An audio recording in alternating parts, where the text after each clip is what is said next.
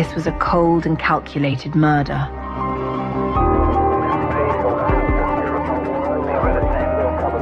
There's always a breaking point in an investigation.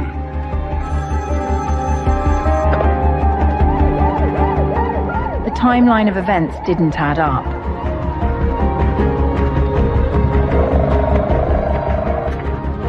It was crucial we supported our family contact.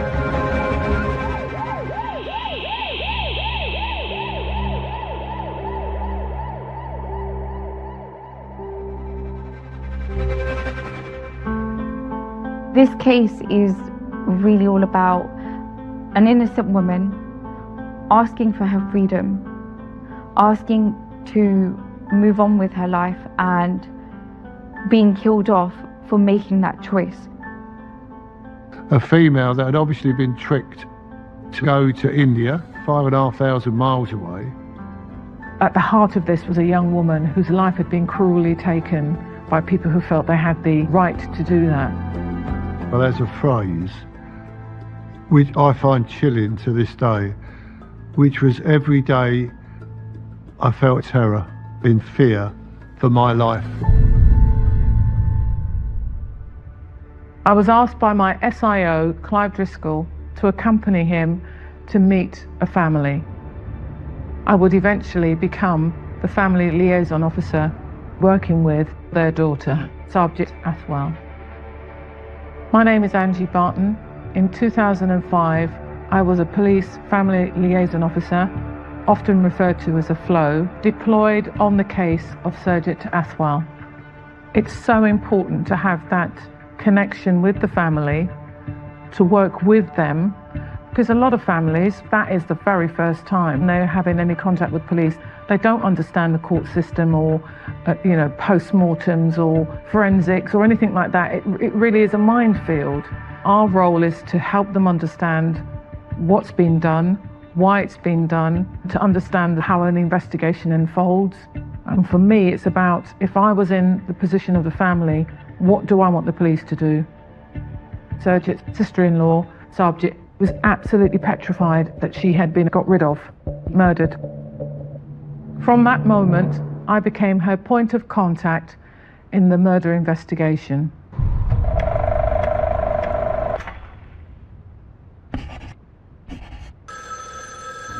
Hello, dear Angie Barton. Oh, hi Clive, how are you doing? Yep. Yeah, I know about that case. Shall I pop up and see you? Yep, I'll be there in a minute. My name is Clive Driscoll. I was appointed the Senior Investigating Officer attached to the Racial and Violent Crime Task Force within the Metropolitan Police Service. The task force was really set up around crimes of a racial nature that maybe we hadn't investigated to the standards that were required. Originally, the briefing was that Sargit Athwal said at the time that she was going to go out to India to 3 weddings, 5,500 miles away. After leaving on the 4th of December 1998 and due to come home on the 18th, she never actually came home. There'd been absolutely nothing heard about her for over 7 years. When somebody's reported missing, if there's no movement for them, after 7 years they can be officially declared dead. It was a case well worthy of an investigation. Clive's an amazing SIO. He pointed to the picture of Sargit and he said, Angie, that's what I'm after, that's what I'm looking for. I'm making sure that we're doing the right thing for Sargit. Clive said, could you come with me to meet this family? It's a missing persons, it might be a murder, but we're going to go and speak to father of a potential witness. Meeting Saab's parents for the first time, you're being respectful, you're going into somebody's home. They invited us to come and sit down and they provided us with drinks. It became pretty obvious to me that the father was really, really worried about his daughter. She wanted to talk about what she knew about what had happened to her sister-in-law, Sargit. I just remember thinking, he looks really worried, looks really, really worried, scared. I do remember him saying, please, Mr. Clive, protect my daughter. Please protect her. To the best of my ability, I said, yes, we will guarantee it. Looking at Sabji's mum, in her English isn't very good, and I'm not very conversant in her language, but there are some things that transcend language. Maya held her hand and said, we're going to do everything we can to protect your daughter. We talked about how we were going to make contact with their daughter to have the conversation about what she needed to tell us, about what she knew.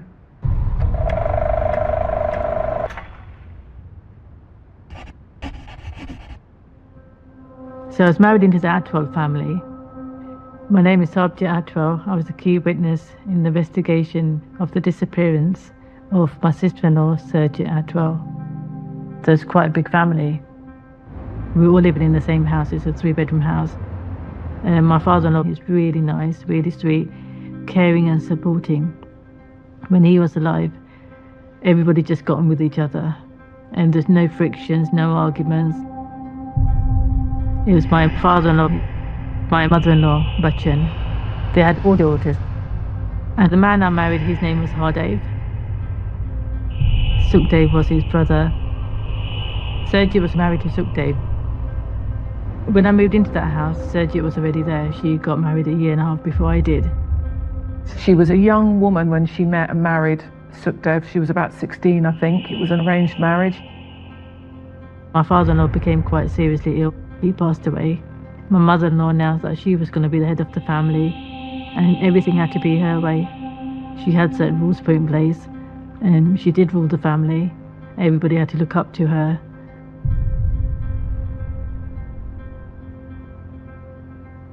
My name is Rajbir Dhillon and I am the niece of Sergit Atwell. And my father, Jagdish Singh, was Sergit's oldest brother. When it comes to marriage, having children, it's not acceptable for somebody to marry out of culture. I accept some of those traditional values, but not all of them, because I feel like it does restrict a human being from totally being free. And my father and Sergit had a very close relationship right from a young age. They would have a lot of banter together, and at the same time there was a lot of pure love. They were just there for each other. He was just so concerned and so distraught when he knew she hadn't returned from India. When Sergit didn't come back, her brother, Jazz Singh, he was instrumental in keeping the pressure for an inquiry to be commenced. He was desperate to explain to the police that this is unusual. My father wanted to get to the bottom of where is she, we need to find my sister. He had a gut feeling that something wasn't right. He actually did go over to the household of Sergit's. Bachchan would just brush off and just not take the responsibility of her whereabouts and say, oh, I think she just ran off. He went into sort of a panic mode. Okay, we need to do something right now. So we need to contact the police right now. When Jagdish Singh and Mr. Dhillon, Sergit's father, went into the police station, the case started as a missing persons inquiry. The police went to do door-to-door inquiries. They spoke to local neighbours to find out where Sergit was. Sergit's brother put out posters and all sorts of different things. I started sort of being proactive with my father, going with him to go and speak to the local community of West London and actually ask them if anybody has heard or seen anything. His own personal drive is unmatched to anybody that I know. He just chose never to give up. So when we did put missing photos up, they would just get ripped off. The local community were not helpful. The committees of the Gurdwara would actually say to my father to not put any of those missing photos up and not to speak about the issue. It just felt like we were being rejected and nobody wanted to come forward and help.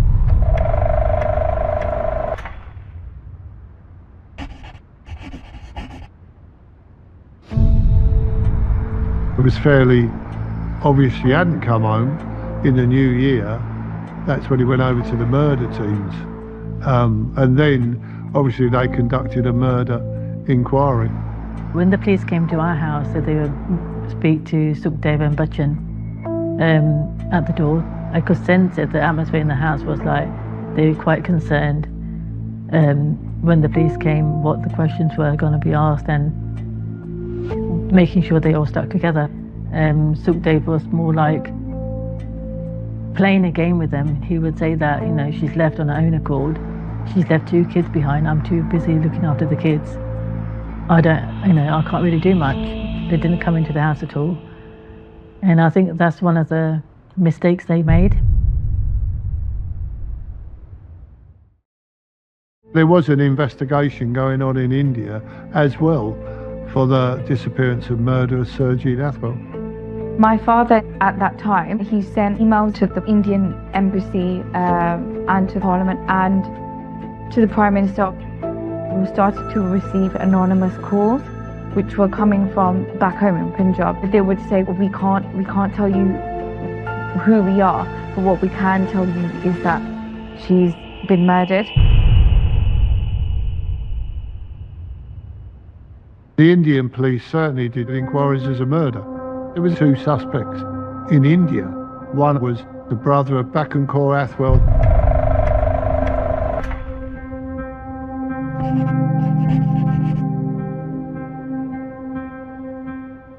So after some time, me and Surjit fell pregnant, kind of the same time. She was 3 weeks ahead of me, and then we supported each other on that. Sukhdev and Surjit gave birth to their first daughter. They were happy between Surjit and Sukhdev. Things seemed okay. Mother-in-law's over the moon that my son's had a daughter. She was just fine. After some time, Surjit and Sukhdev moved into the house on the right-hand side, so we were living next door to each other. So it was Surjit and Sukhdev in one house, me and Hardev in the other house, but the mother-in-law, Bachchan, she had the option to be in whichever house she wanted to be in. Surjit got a job at Heathrow Airport as a customs officer. She loved that job. It made her gain a bit of freedom. She was able to go out and be herself, but she was learning more skills. She's becoming more experienced in the outer world. She was still being that loving person at home. She was still doing the cooking, the caring for her kids, the housework. All of that she still carried on doing. The only difference was that she was going to work, making new friends, and socialising and becoming her own person. And Sukhdev wasn't happy about that. He would just say, when you finish work, can you make sure you come straight home? And it was that freedom that they didn't like. There was obviously a lot of pressure on Surjit. She would dress in the way she wanted to dress. It was nothing outrageous at all. She would dress in modern clothing, wearing makeup. But she would say to Surjit, we want you to leave work. We want you to stay at home and look after the kids. And Surjit disagreed. As time went by, then Sukhdev became more and more angry towards her because he said that she wasn't listening. Surjit was a very sort of free thinker, very liberated herself and very confident in sort of speaking about her values and her opinions.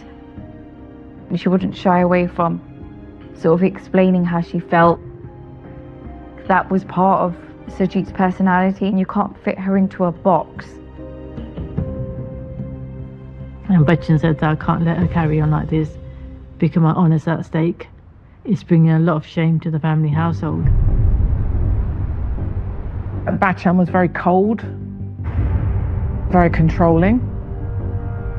Bachchan would sometimes actually say to my auntie Surjit, oh, do this in the kitchen, or you haven't cooked this right, or you need to redo this. It was very transactional, very much one-sided. You can only be a good wife if you abide by these rules. Whatever she said that it had to be done, we couldn't question it. If I wanted to go and see my parents, if I wanted to see my siblings, I had to get permission from her. If she said I was allowed to go, I could. But otherwise, I wasn't allowed to go. I had to pick up the phone and call my parents, make some excuse up so they wouldn't feel let down. The treatment between her daughters and us, myself and Surjit, was completely different.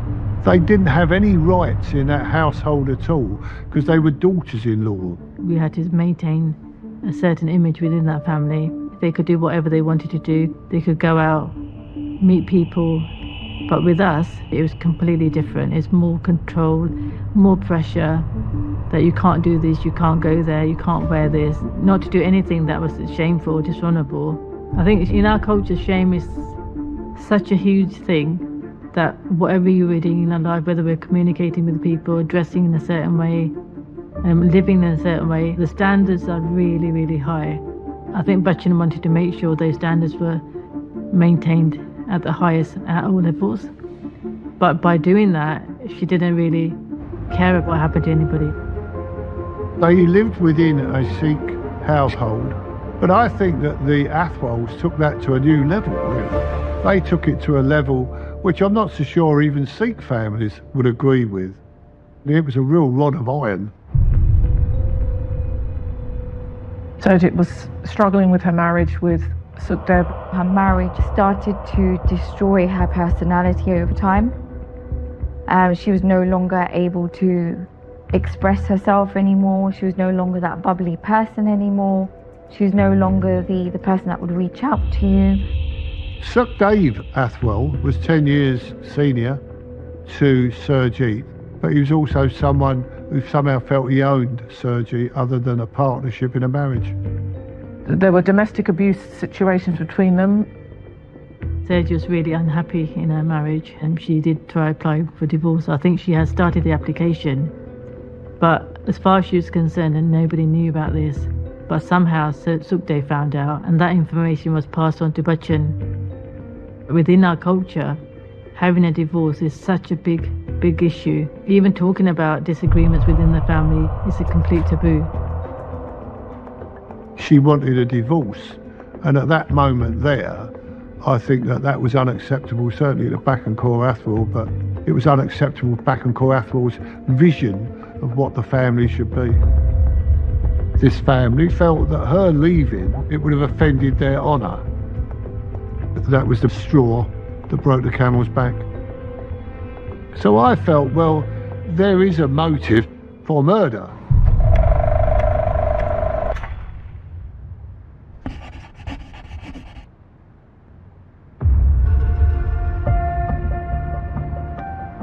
I was at where I lived.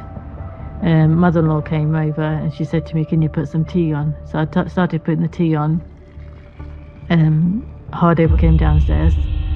Then soon after, Sukhdev came, and one of their daughters came over as well.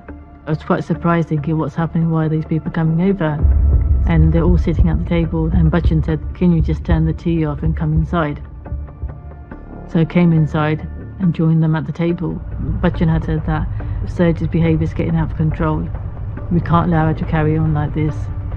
She made a plan to take her to India and said that she was going to get rid of her. In our culture, in our language, that means that you literally are going to get rid of that person. She had spoken to her brother in India, who said that he can take care of everything. When I heard those words, that they were going to get rid of Surjit, I felt so anxious, I felt sick, I felt numb at the same time. She's the daughter-in-law of this family. She's your son's wife. She's got 2 kids, your grandkids. There's no way you can do this. Her sons appeared not to have, dare I say, a bit of a backbone. You know, why are you allowing your mother to tell you what you're going to do with your lives and your wife? I couldn't understand how a family could be so cold. I knew I had to do something. I couldn't just sit back and just ignore the whole situation. I wrote a letter to my local police station. Any moment I got on my own at home and everybody was at work, I put pen to paper and I started writing a letter, outlining everything I needed to know. I didn't put my name on it at all. I put the house address on it. I put everything about the meeting, every single little detail the police would have wanted to know.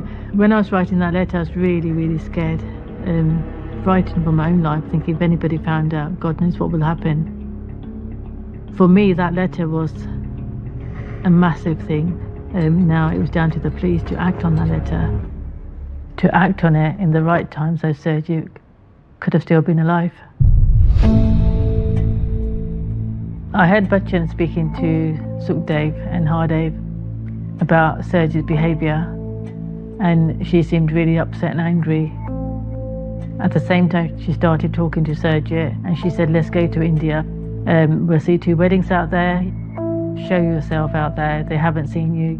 Be the dutiful daughter-in-law you can be. When you come back, we won't stand in your way. You can have your own life. In other words, if you come to India with us, if you attend the family weddings looking like you're part of the family, that protects our honour, and then we will give you your divorce. And that made her really excited and happy. She kind of went along with the plans, booking the tickets, speaking to Bachchan about the dates and getting holidays off work.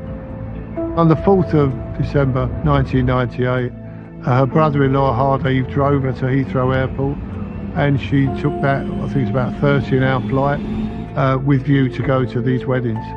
The footage of Sajid going to the wedding, in that moment she may look happy, but more than likely she's been told to pull that face or look happy, because it's now going to be evidence for Bachchan to show, yes, we took her to the wedding and she's had a great time.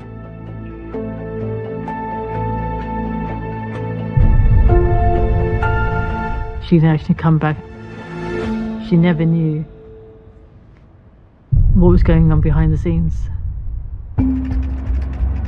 As a result of that investigation going on in India as well, British police officers arrested Bachchan Kaur Athwal, Sukhdev Athwal, Hardev Athwal, who was Sarabjit Hazra's husband, and Sarabjit.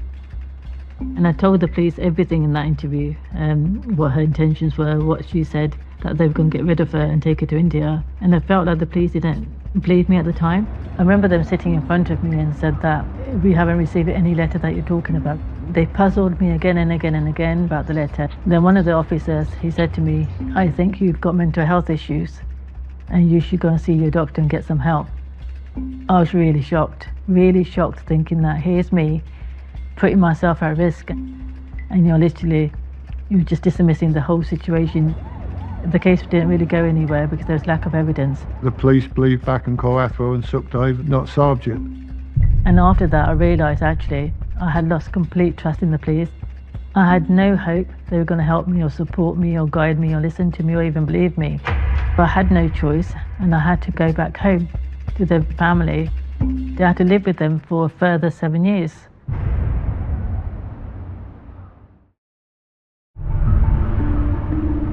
Before I'd met with Sarabjit to have her interview, we had already started looking at the information around the family, what they'd said previously, gathering together to have the evidence to arrest again Bachchan and Sukhdev and Hardev. One of the blood daughters of Bachchan Kaur had kept a diary where she put in it, "Mum's a murderer," and that's when we gained other information.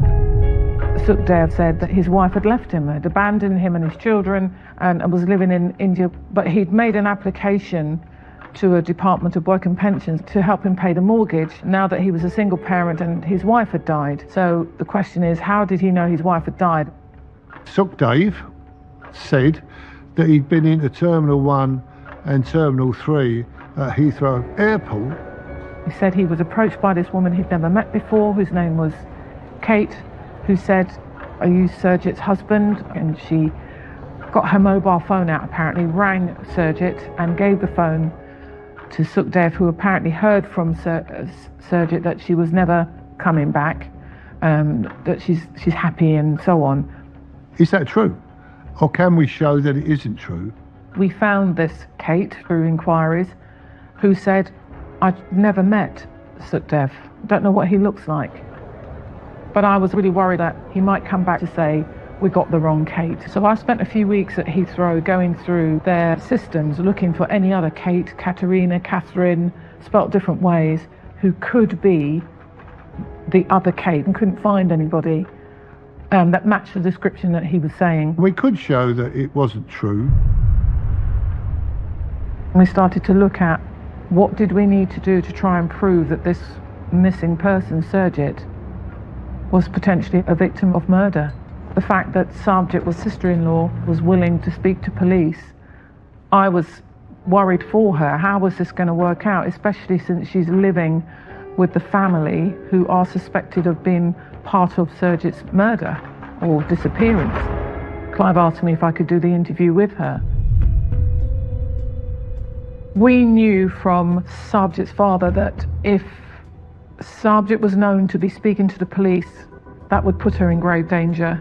So we couldn't just go in and like normally ask if you'd come and do an interview. We were thinking about the safest way for her to get to a venue so that we could interview her. And we worked with the family to arrange for Sarb to be brought to a police station in West London, made the arrangements about that interview through her father. We had to really prepare it, get the video suite ready at a particular time. And we managed to arrange a date on the 27th of October 2005 for her to meet me. You are relying on a little bit of other people's actions because, you know, we realised that her husband was still at home and she was making his dinner. And so we didn't know, is he going to go to work? Is he not going to go to work? He did go to work, thank the Lord. And literally then we managed to get her out. We did it between 2 o'clock and 4 o'clock in the afternoon. When I entered the police station, I was barely able to walk. I was shaking and my legs were trembling because I was thinking that if anybody saw me walk into the police station, I would be in really, really big trouble. I was experiencing video interviewing of vulnerable victims. I was just struck by how frightened she was. And I felt at the time incredibly brave because she'd only recently had a small child, and there she was about to talk to us and tell us about what she knew had happened to Sarabjit. Angie was really lovely. She's really caring and approachable. I've always felt that the family liaison officer was extremely crucial. It's a bridge between the senior investigating officer that's in charge of their investigation and the family. In this case, the family. You've lost a bit of confidence in the police. And so building up that confidence, building up that trust, that is a crucial role. The FLO played a major part. Your family need to know that they can trust you, that you're going to do what you say you're going to do. We didn't have much time, but I just kept reassuring her, explaining the process about how we were going to do the video interview, and for her just to don't make anything up, don't leave anything out, just tell us what you remember. I knew that we needed to get the most important parts of what she had to say captured in that interview. They went to pick the mum up from the airport and she came on her own. I still couldn't believe that she actually went ahead and did it. So I just wanted to find out. Everybody was at work one day. The butcher came over from the house next door into the house and she sat down and she said that everything's been taken care of now. And I just wanted to be clear that I was understanding it correctly. So I said to her and I said, "Where's Sarabjit?" She goes, "Sarabjit's been taken care of." And she just said that she's not going to come back. Bachin's brother and another friend drove Sarabjit far away somewhere in a jeep. On the way they drugged her, they strangled her, and they threw her body in the river. I was really, really shocked.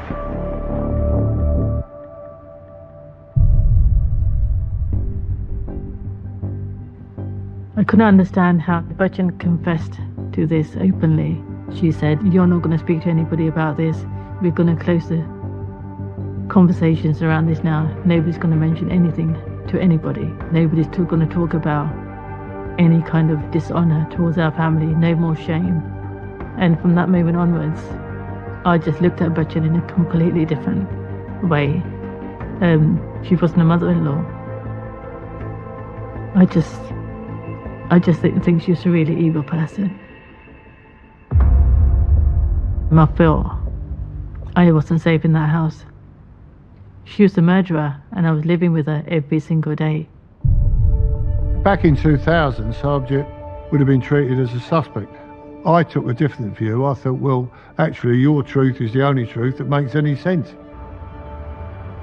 One of the decisions I made was to go and obtain all of the papers which were being kept at Barnes police station. There were 13 boxes and I can remember taking them home for the weekend and reading them.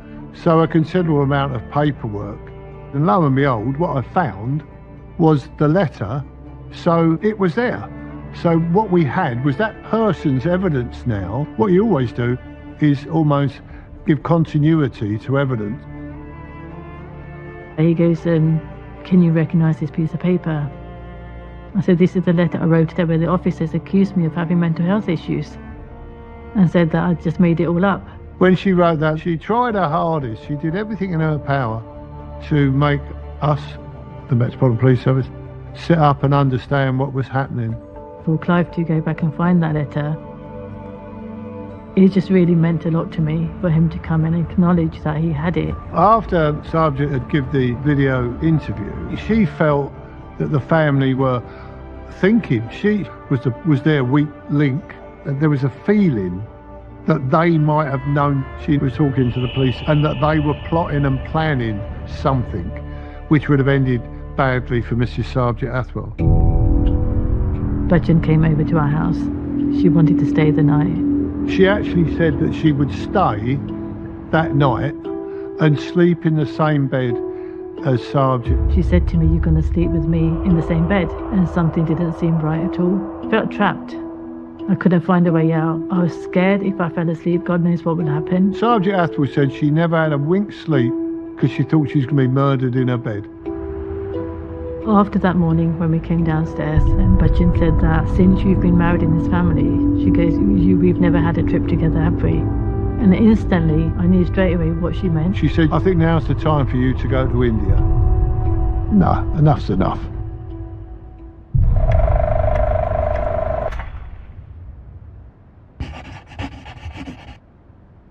Now, I had a meeting with the Crown Prosecution Service. I went through the evidence we now had in our possession, the letters, the video interview, the information that she was murdered by being taken to the River Lavi, strangled and then thrown in the river. Their indication was that we were certainly going in the right way. As a result, we arrested everybody connected with this case. Back and Cor Athwell, Sukhdev Athwell, Hardev Athwell, and we also arrested Mrs. Sergeant Athwell, who will remain to this day the only person I've ever met who was happy to be arrested. That was to make it look like she was part of our operation and a suspect. Sukhdev and Bachchan were charged with murder and they were kept in custody. Hardev and Sergeant were released. After we'd arrested and charged Back and Cor Athwell and Sukhdev Athwell, that's when the pressure really went on. So Sergeant was back at home with her husband, Hardev, and their children. I think she still in her mind felt she could save her marriage. Maybe her husband would do the honourable thing. That's what she hoped. The Sergeant always wanted to give evidence, but she said she was being threatened, which extended to threats towards her children. The messages that were being flying left, right and centre from her husband was just dreadful, truly dreadful. She said she was assaulted, pushed down the stairs, and then I think she felt, am I ever going to be safe? Bear in mind that then Hardev Athwell hadn't been charged. We could not prevent him from seeing Mrs. Athwell. We didn't have the power to prevent it. We rather he didn't, but we couldn't prevent it, that's for sure. Between Christmas and New Year, Sergeant contacted me to say, Angie, what I said in that interview was all made up. I was struggling with my mental health, having just had a baby, and I want to withdraw it. You know, we had no body, we had no CCTV, we had no forensic. If Sergeant's voice is removed or that her account is removed, it makes it more difficult to prove beyond reasonable doubt that Sergeant did leave under the pretext of getting a divorce when she came back to be murdered in India. I remember having a conversation with Clive, and we immediately arranged to meet her, and we took her to a police place that we've got in West London, and we had a conversation, just the three of us. And she was adamant that, no, I need you to know that what I said was all made up. Along those lines, I want to withdraw my statement. What I told you wasn't true. And Clive was asking her, you know, have you been put under pressure? And she was saying, no, I'm fine. I just don't want my statement to be used. And we realised she couldn't stay in the family. She knew that she wanted to be away in case she was going to get the same treatment, because that's what Bachchan had effectively told her. So she was under a lot of pressure. We arranged with her and her parents for her to leave the family with her children and come to temporary accommodation and be together. What she wanted was protection, quite rightly, And so Kingston Council gave us a property and we moved her in. For which I'll remain forever grateful. There was never a formal withdrawing of her statement ever, because we acted reasonably quickly. We'd put Mrs. Athwell somewhere safe. My name is Alan Goodley. I'm a retired detective sergeant from the Metropolitan Police. In April 2007, I was deployed as a family liaison officer to Sergeant Athwell. My SIO, Clive Driscoll, asked me to establish a relationship with her whereby we could contact each other freely. Well, Alan was like her first reserve. He's worked on murder squads, flying squad. The most unlikely bloke you'd ever think in a million years to be an FLO, but he was blinded. When you're moving someone, you don't want that address known to anybody other than maybe close family members, trying to make sure that the bad guys and girls don't find out where they are. Having had previous experience within the witness protection program, then you will take anti-surveillance methods and techniques. Passing the address, not looking about yourself, not doing U-turns at the top of the road and coming back and parking. I know Angela and Alan did all sorts of things to make her feel safe, because that's what you're trying to do, is protect your witness. It's very difficult to understand when somebody has had to ask permission to do everything, that you suddenly take them out of an environment where they do have to make all of their decisions themselves. There was an occasion where she was in Kingston town centre and she rang me and she said she didn't know what to do. All these thoughts were flashing through her mind, and would I come and see her? We had a drive round and then took her home. To suddenly be independent and having to make decisions for herself, I think she found that really overwhelming. I remember walking into this warehouse and looking at all these beds, and I remember turning to her and saying along the lines of, if I'm not going to sleep on a mattress, you're not sleeping on a mattress. It's not so much being a flow, it's just one human helping another human at that moment when they need it.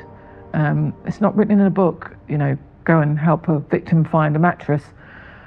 But if they need help, you do the right thing by them. I don't think she believed the day would ever come that Bachan and Sukhdev would be charged with the murder of Surjit. It'd been so many years, her trying to tell the police, living with the family, and then finally telling us her account that had led to them being charged. She was in shock. The role of a flower at the trial is crucial to make that as stressless as possible. Sabja was really, really scared, but I did everything I could to explain it to her, to deal with any concerns that she had.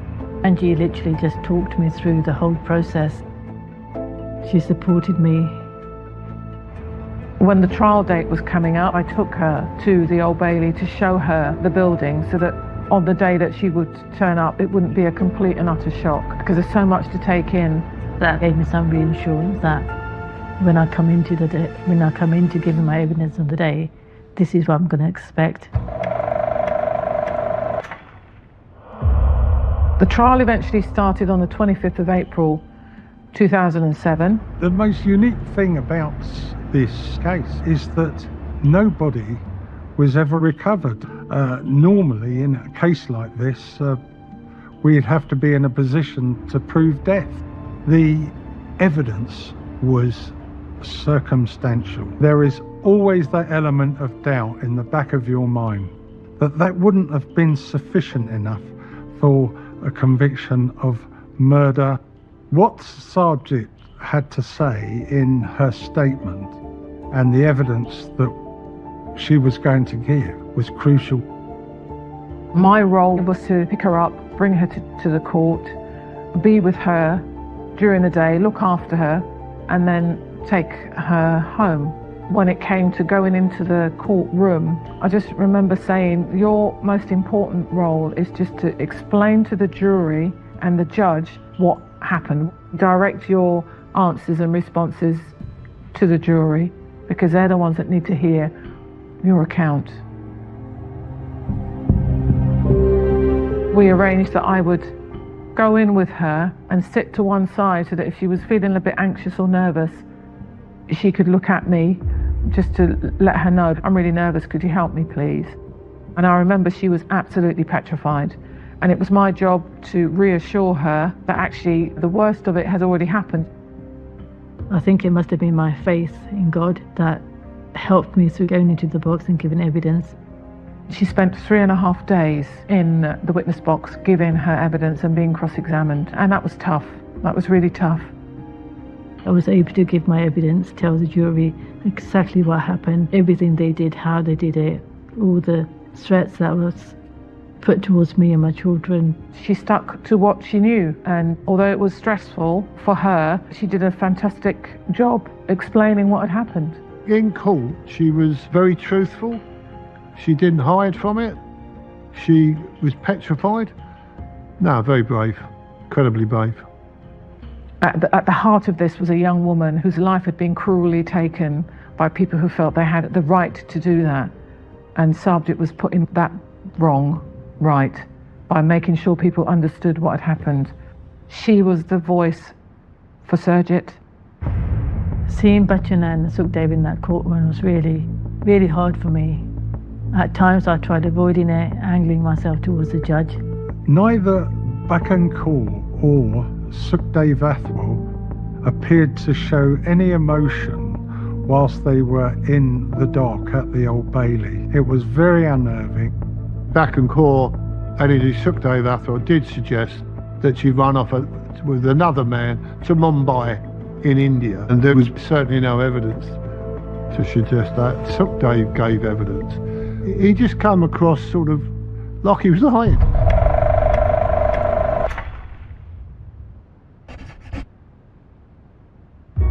At the conclusion of the trial, Bachchan Kaur was found guilty of murder of Sarabjit Athwal, and she was sentenced to 20 years imprisonment.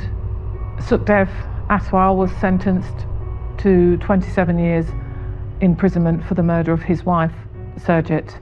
Bachchan Kaur has never shown any remorse for her part in the murder of her daughter-in-law. Sukhdev has not made any comment, apology, acknowledgement that he played a major part in the murder of his wife. I phoned Mrs. Athwal to tell her what had happened. They'd been found guilty, and then the phone went dead. And are you all right? And then the phone was her sister. Said she's fainted.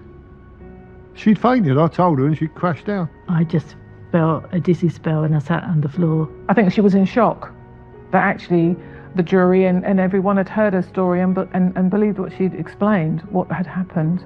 It was almost as if it was confirming that what she'd done, it was the right thing to do.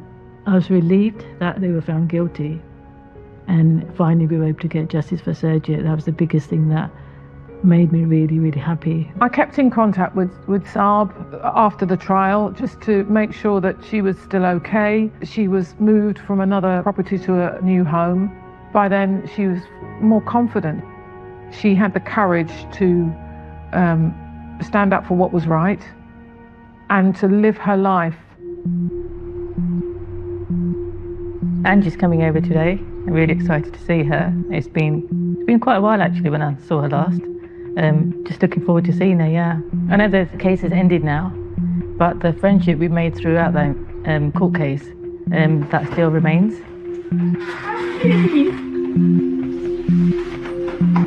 Oh my God, how are you? You look amazing. How are you doing? I know, I haven't seen you. I'm alright, I'm good. It's so lovely to see you. It's so lovely to see you. You okay? I'm okay, yeah. Good. Well, life must be treating you well at the minute because you look amazing. It is, thank you so much. The woman that I first met at that interview in October 2005 is a completely different person to who I see today. She's blossomed, she's free, and she has such a lovely, warm, loving family who are all so proud of her for doing the right thing. And she's gone on to do incredible things, supporting others who are in a similar situation. After the trial, I joined the police because I wanted to give something back. Officers came up to me and said that we could do with people like you in the police force. I think Clive encouraged me again and again. He goes, just apply for it. I think he saw the potential that I had. I applied for it, did all my training, did all my tests, and that was one of the proudest moments of my life. You too. And to hear about the charity as well. It's going well. That's incredible. Yeah. We've formed a charity called True Honour in her memory, and we support victims who go through similar situations, and we support survivors. I think she's just an incredible person. And I can't thank Angie and Helen enough for all the support they gave me. They were absolutely amazing. That was the biggest thing that made me really, really happy. We finally got justice for Sergio.